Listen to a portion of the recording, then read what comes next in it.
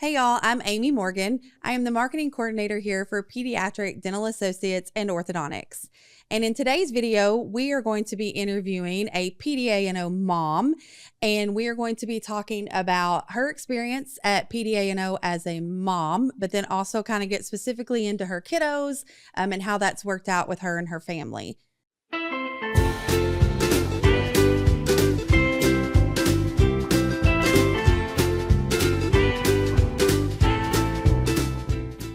So some of you may know my guest because she has been on other interviews with me before, but I'm introducing Miss Alex Fittin today. If you can just say hello. Hi, I'm so excited to be here with you. I always like to hang out with you. Yes. Well, you know, I'm cool like that. So that's you fun. are. So let's just start for those that do not know you. Tell me just a little bit about you and your family, and then how many kids you have, all that kind of fun stuff. Sure. Yeah. So I am married to Brian. We have 4 kids. One of them we adopted as a teenager. So he's a little older right now. He does not live in our house. Sound like a northerner. He does not live in our house anymore. So we have 3 littles at home. They are 7, 7, and 8. One of those 7-year-olds is also adopted. So we have some pseudo twins. They think they're twins. It's very cute. They just don't know how twins work. They understand that he's adopted, but they think all families who have twins are like that. That's hilarious. And I could totally see that about them as well. Oh yeah. They met like some real twins. And they were like, why do they have the same birthday? And I'm like, well, that's because they're like biological twins. And they were like, what? It's the first we've heard of this. That's great. Kids, man, kids should rule the world. I'm just telling you. They think so differently than we do. I love it. Love it.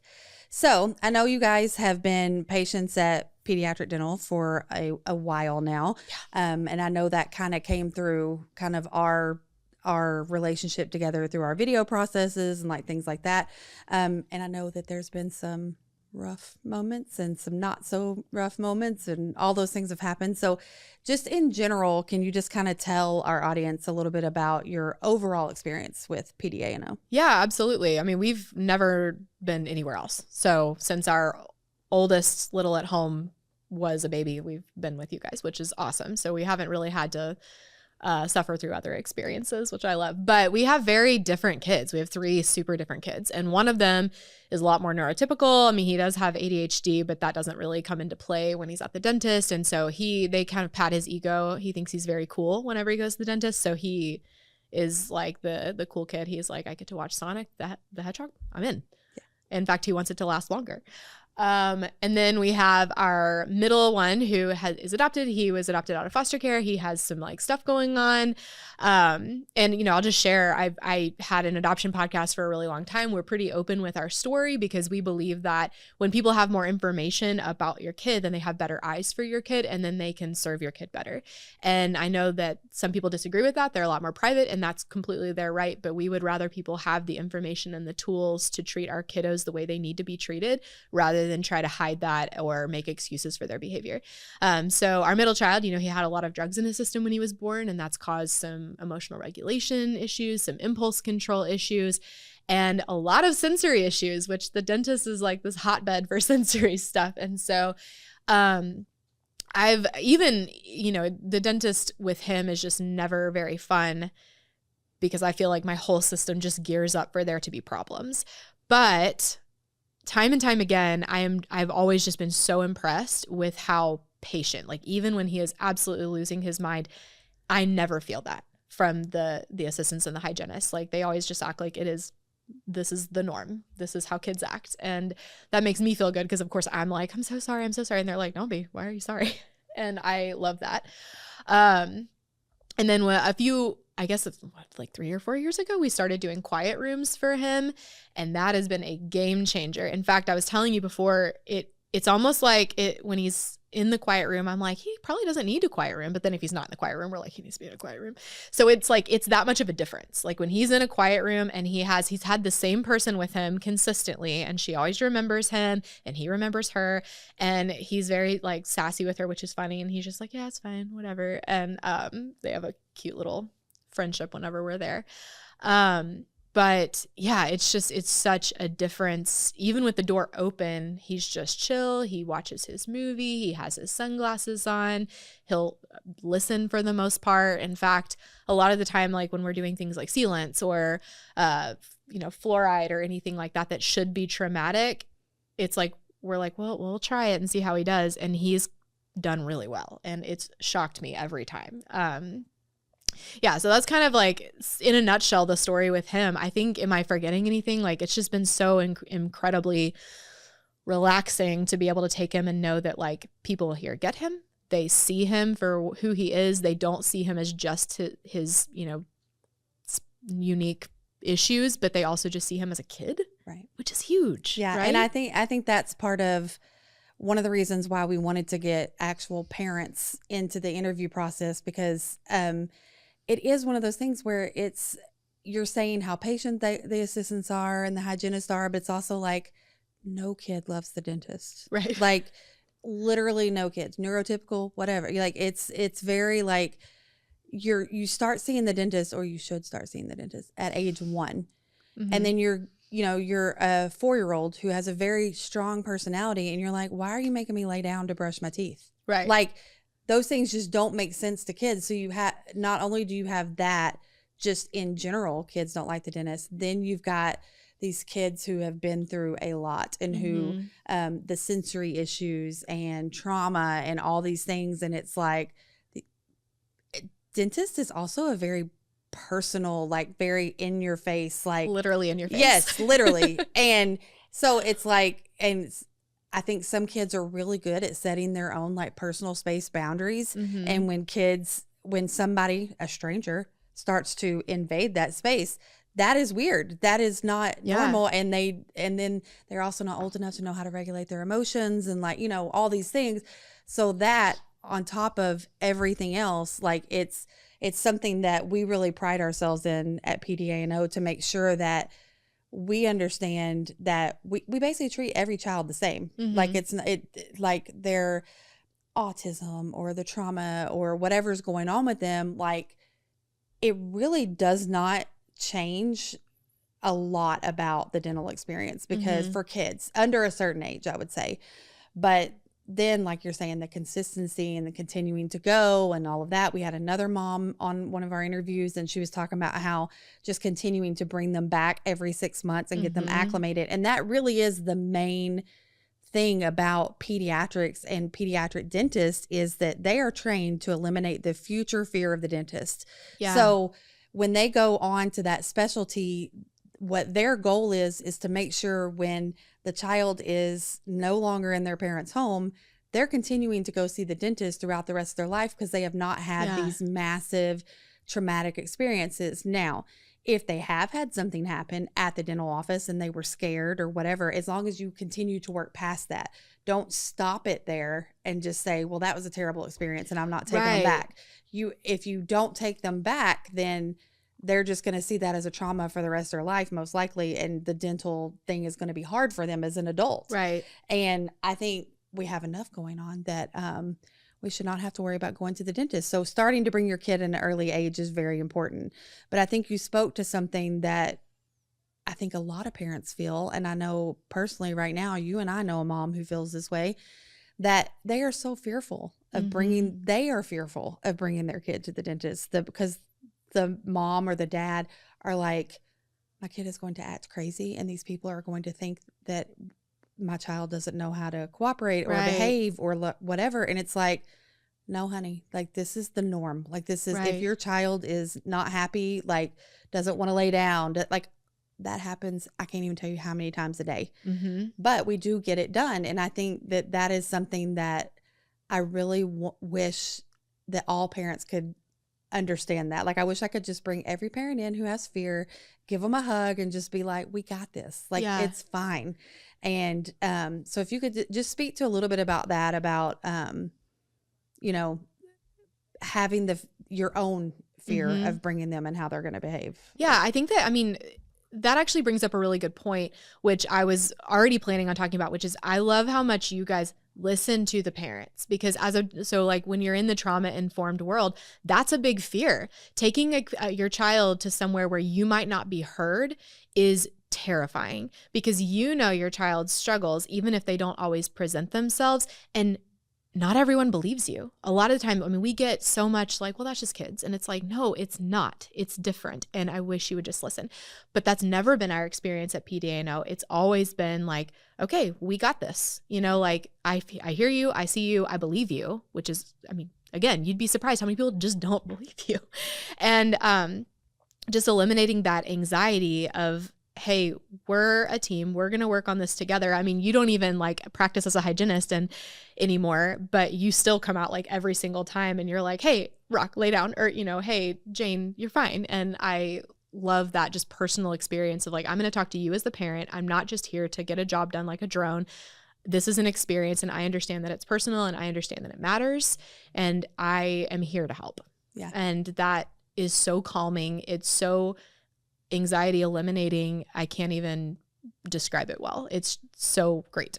Yeah. And I think that's something we really try to stress in our training, especially when our new employees come on, is obviously like, you know, I said earlier, we treat every child the same. I mean, obviously there's going to be a little bit of a difference there when you treat every child like they're a child. Yes. When mom says, hey, my child has been through a traumatic experience since the last time they were here, you know, that is the way that our staff is trained. That is going to trigger like, okay, that means this step is different. This step is different. This step, and everybody just kind of has that naturally ingrained into their heads through our training process. And then we also do like yearly trainings, you know, on being trauma informed, like going through like therapy, using a therapy team to come in and talk to us about best practices for special needs patients at the moment. And there, a lot of that has to do with the fact that it's pediatrics. I mean, there's just a huge difference in a lot of ways between a general practice, and then you probably have general practice and like a family practice, super family oriented, and then pediatrics. It's just, I mean, all pediatric dentists go through 2 years of additional training, and it is very like hands-on. It is very much like this is about children. And then one of the good things about pediatrics, I always think, is that because we do the same type of treatments over and over and over, like pediatrics doesn't have, like we do crowns, we do fillings, we do sealants, and we do extractions.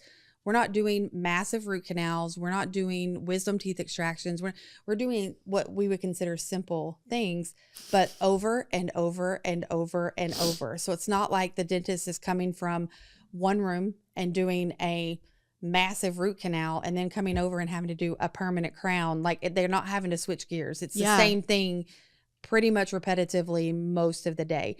And I think that also helps with a lot of our staff being able to accommodate those situations. Like I just think, our owners, I feel like I've done a really good job of making sure that our staff is trained for that. And then on, any of your kids have they had treatment? Have they had I know they've had crowns and cavities and all the fun stuff. Oh, yes. So, I mean, we do have we in our business, it's called a recall, which is your every 6 month cleaning. And then we have treatment. And so treatment would be if you had to have a filling, a crown, or extraction. And the appointments are like distinctively different. Yeah. Like they are, kids normally have to have nitrous when they're having treatments, and they have to wear this little nose thing. So it's like even more sensory stuff on top of everything else. And I know that like you had a story before when we were talking in the pre-interview, just kind of about one of our doctors who you were able to inform them that something had happened since last visit. And if you just want to kind of speak to that. Yeah, for sure. I mean, but so before I get to that, we've had, so one of our children has also a genetic condition that affects his mouth. And so you just never know. Every time we come in, we're like, check his palate, check his, all these things. And he's had to have oral surgery before. And like, I just can't stress that was so smooth. And that was so like, there wasn't a lot of shame, or there wasn't any shame is what I'm saying. Like I'm just thinking of all the things that could have existed that didn't. But yes, so one of our children also, in between recalls, as you called it, we had a traumatic incident happen. And so any adult that was going to be in her life, especially literally in her face, was really important. Like that was a big deal for us to be able to screen that, for us to be able to explain, and to let that incident matter and not pretend that it just didn't affect her. And so she saw one of the doctors. He did so great. She is also our child that likes to sneak candy, that likes to say she brushes her teeth and she doesn't. Like she is, of course, that one.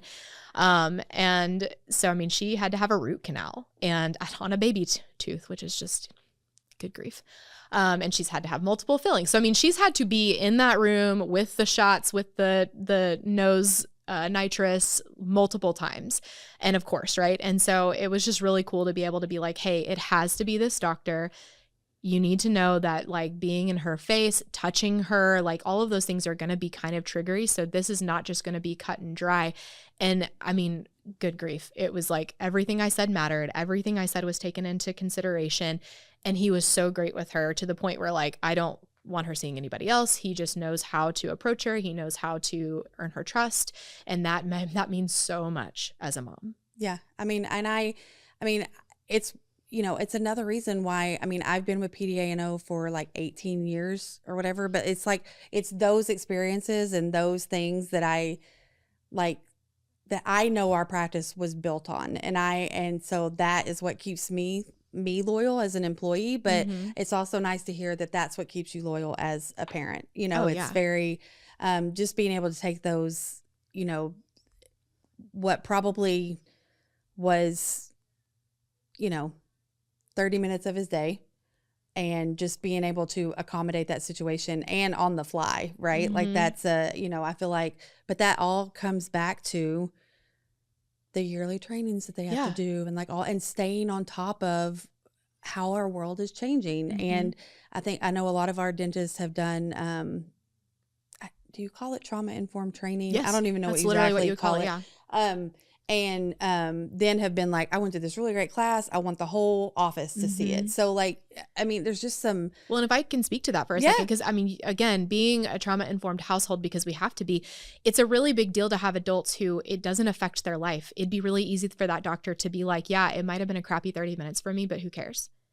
But instead, he realizes that 30 minutes is incredibly impacting for the family. So where he could very easily be like, I'm not going to mess up my day. I'm not going to spend 8 hours plus in a trauma-informed training when it doesn't change my life that much. Right. But it is incredibly life-changing for the family that you're serving. And to have people who could be selfish say, no, I'm not going to be. I'm going to make your life better and at my own sacrifice. I mean, it's irreplaceable. Right. And I mean, I appreciate you saying that. That's huge to be able to hear that. And that's the thing is, and I have said this in a few other interviews, it's like, I can stand in front of the camera and I can say, you need to brush your teeth and you need to, you know, do all these things and here's what you shouldn't eat and here's what you should eat. And, you know, candy's still okay. But just not in the middle of the night, to be right. clear. Just please don't. Yeah. But it's another thing to actually hear it from the experience of a mom, and a mom who I personally know like has been through a lot and has had a lot going on. And because we have our children, right? But then we also have just our own stuff and our own things that are going on. And so if we can just make one more thing in a family's life, which going to the dentist should be a part of your family routine, you know, if we can just make that just a percentage or two easier every time, like, then that means that we are doing what we intend to do. Yeah. And so being able to hear that is, I kind of almost have chills, but, so I really appreciate it, like you coming on and like kind of talking about that. Is there anything else that you want to kind of share with our audience? Or, I mean, I feel like we've covered everything. I just want to make sure that you know. Yeah. I mean, I think if you're a local listener, like going to PDAO is worth it. It is, I mean, even if it's a little bit of a drive, I don't know. It's like, it's worth it. The experience is, I think, like I said, it's irreplaceable. You cannot get that experience somewhere else because these people are trained and they're intentional and they care. And it's not, I haven't had a bad hygienist. It's not, there's not really an exception to that. It's like everyone knows what they're doing. You are not a number in a caseload. You are not, I mean, literally you have their picture up. So like they know your name, they know what you look like, they know who you are. One of my sons was in a commercial for you guys for a while. And I think that's part of the ego stroking. I was going to say that earlier. He would walk in like he freaking owned the place. Well, he did. And then you guys treated him like he did. Yes. He's a rock star. But it's like, it was never just like, what is his name again? Who is this? It's not just like, okay, next. Like it never feels that way. It always feels like a personal experience, even when you are in a room with everyone else. Whenever I'm there, I try to get all of the kids there at the same time just to make my life easier. and I'm running back and forth because I have like one here, one in another room down the hall. And it never feels like, I never feel weird leaving them. I never feel weird being like scatterbrained. It's all, you guys are always like, we got it. Yeah, we'll wait. I'll hang here. You can watch Sonic the Hedgehog some more and just sit there and make my life easier when you could easily not do that. You could easily be like, that's infringing on our next patient, or we've got 1 million people to go through today. It's always just like, we're on your schedule. Yeah. And that is something that we do strive to do, is we always say we work on something called kids time, which just means like we're going to give every child the time that they need to get through the appointment. That may mean that we get off a schedule, but we promise, like when we get to your family, if you're waiting in the lobby and you're like, my gosh, they're going 10 minutes over, like this is, it usually is because another child has needed more time. But we promise, like, we're not going to rush your appointment just to get to that. Like, we really want to make sure that like we're giving every family the time that they need to, because we do know the importance of oral health, and trying to get through all the steps that it takes can take more time than what we have scheduled. And so kids time is just something that we have really always stressed as a theme. And it just simply means that like everyone gets the time and attention that they need to complete the appointment. So, and waiting in the lobby is never a chore. Right. My kids, when you guys come out early, they're like, aw. Yeah, no kid. Like, don't be on time. We don't want them to be on time. Right? Oh, no, they want to come early. Yeah. And I mean, I bring a book because my kids leave me alone. They have stuff to do. Oh my gosh, and I'm like, you guys great. go in the other room, watch your movie. I'm going to read my book right here. And then, the person's like, next. And not next, they'll say their name. Yeah. But then my kids are like, no, can we just have 5 more minutes? And I'm like, that's not how it works, actually. Yeah. My favorite is the kids that don't want to they wrap back into the lobby. Oh, yeah. And their parents are like, okay, you can play 15 more minutes. It's hilarious. So, So, I mean, I do agree that our environment has a lot of calming effects for a lot of children. Mm-hmm. So I really appreciate you like coming on today. Like, this has been very nice, and I'm also just glad I got to see you. Yeah. But again, thank you, Alex. We appreciate you. But if you are watching this and you want more information, we have tons of videos over on our YouTube channel. You can find that by searching Smiles Are Wild. You can also use that same Smiles Are Wild to find us on Facebook and Instagram. We would love to see you there. As always, if you have any questions, you can also email me directly at amy@smilesarewild.com. We'll talk to you guys again soon.